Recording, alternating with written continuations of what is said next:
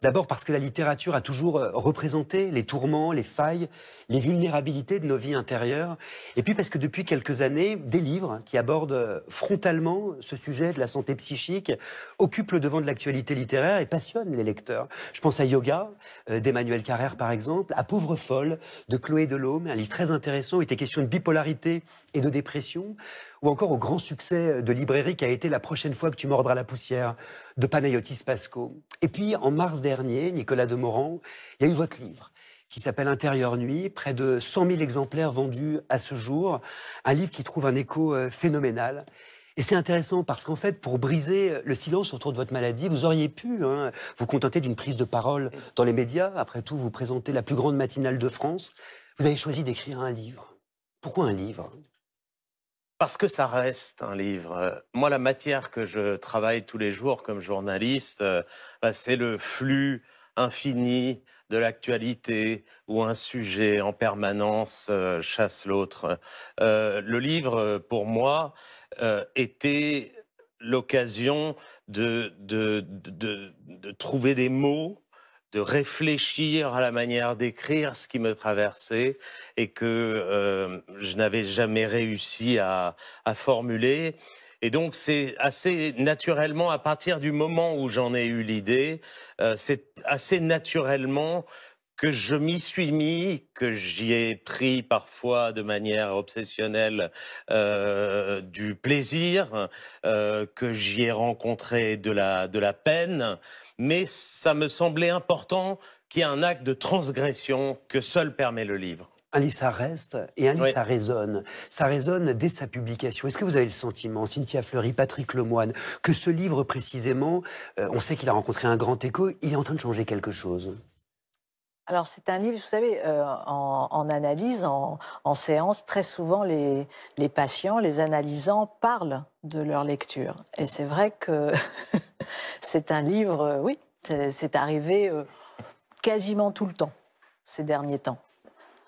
Le livre de Demorand, est-ce que vous avez lu le livre de Demorand? Est-ce que, voilà, mon Dieu, je me vois, c'est tellement important, mais vous vous rendez compte que, etc. Donc oui, il y a eu un effet, je pense, d'autorisation, de déstigmatisation, de confiance aussi, je pense. C'est un livre qui a redonné confiance, alors que ce n'est pas un livre facile, mais il a redonné confiance parce que derrière, il montre un être capable, capacitaire, malgré la difficulté, malgré la vulnérabilité.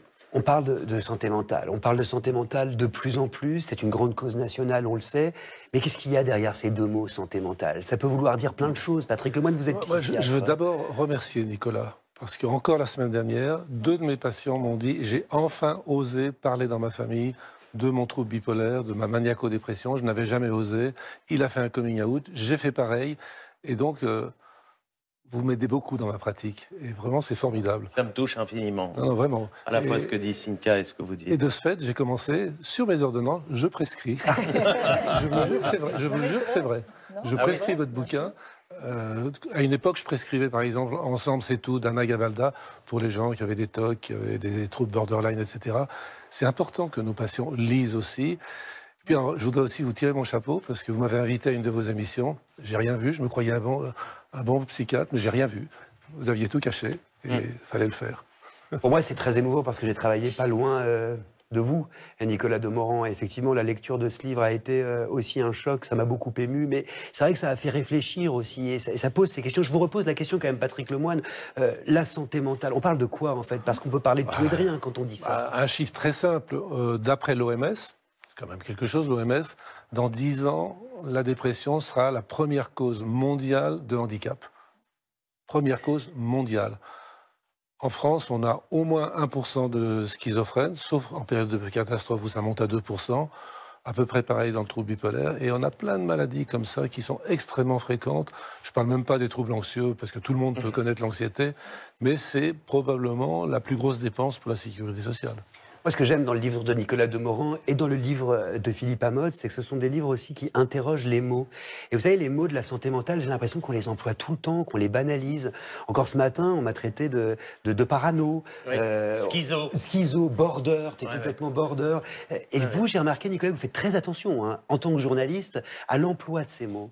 très attention. Ça a été l'une des sources de plaisir dans l'écriture de ce livre, que de faire attention à ça, que d'essayer d'avoir le mot juste, que de ne pas aller vers la métaphore, que de ne pas chercher à faire des effets de style ou des effets de manche. C'était essayer de dire les choses au plus près de ce que j'éprouvais moi. Je ne dis pas que c'est une douleur universelle, une souffrance universelle, mais c'est en tout cas le témoignage de ce qui me traverse. Et c'est pas facile. Ah non. C'est pas facile de trouver les mots. Et je me tourne vers vous, Philippe Amott, parce que dès le début de votre livre, vous avez ces mots qui m'ont beaucoup marqué.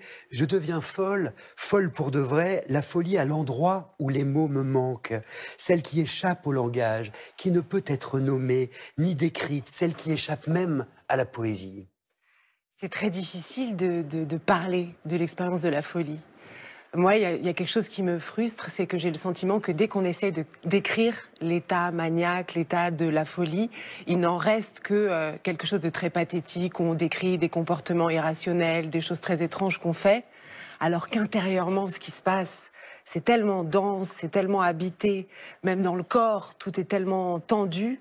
C'est extrêmement difficile. Mais l'usage même de la folie, hein, Oui. que vous faites vôtre dès le début de votre livre, c'est un mot qui pose question, le mot fou. Non? Oui.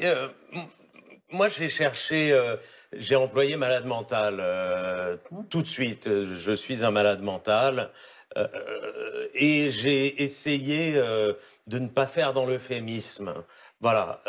Donc, fou me semble trop imprécis. En tout cas, moi, m'a semblé trop imprécis. Folie, c'est déjà un peu plus précis, mais moi j'ai cherché, voilà, à éviter à la fois l'écueil de la métaphore et l'écueil du langage trop technique. On a un écrivain, là, Oui, précisément, la personne de Franck Tillier.